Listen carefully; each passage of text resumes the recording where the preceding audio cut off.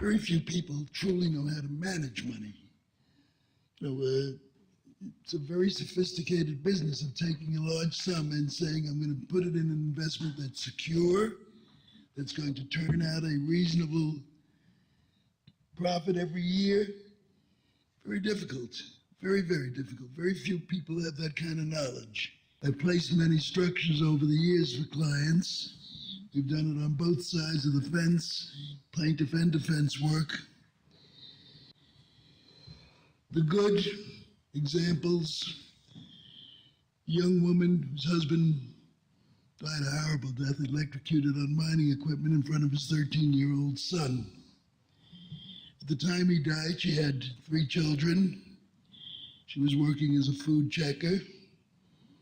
Money was very, very tight.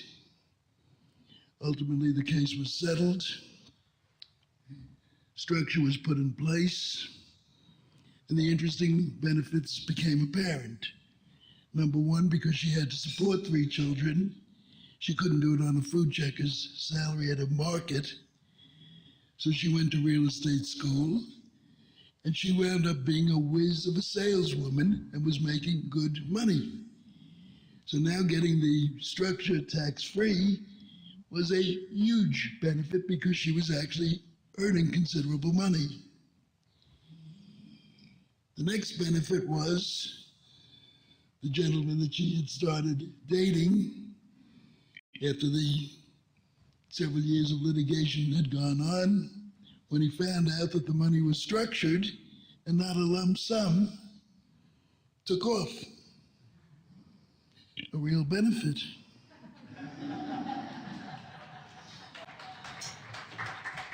The next thing that occurred was about 4 or 5 years after the structure was in place. I get a call one day from her and she says, I want you to have lunch with me. I'm not going to work today. The market's gone to hell. You can't sell a house if you cut your heart out. And I'm so glad I don't have to go to work because I got that check coming in.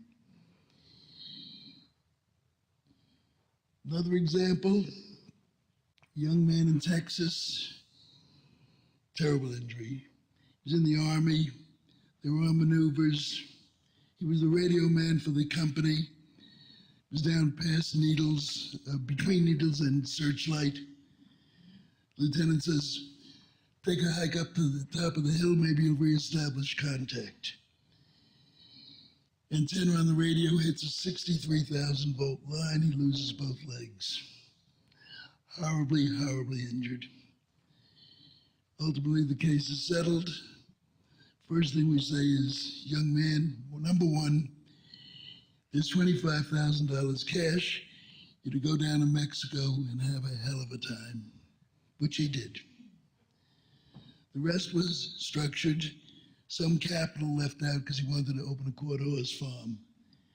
We said, you know, the first thing that's going to happen, every one of your relatives is going to need a washing machine. That refrigerator's not working. That car broke down. Sure enough, 6 months later he calls. He said, boy, were you ever right. It was nice to be able to say, I can't put my hands on the money. It worked beautifully. I like to set the structures up where there's obviously income to help support them through high school. Then at the college level, I like to provide for 4 annual payments to cover college. If I think it's a child that's going to be talented, we may extend the lump sums to cover graduate school. And then I like to spread it so that at about 30, they get some money.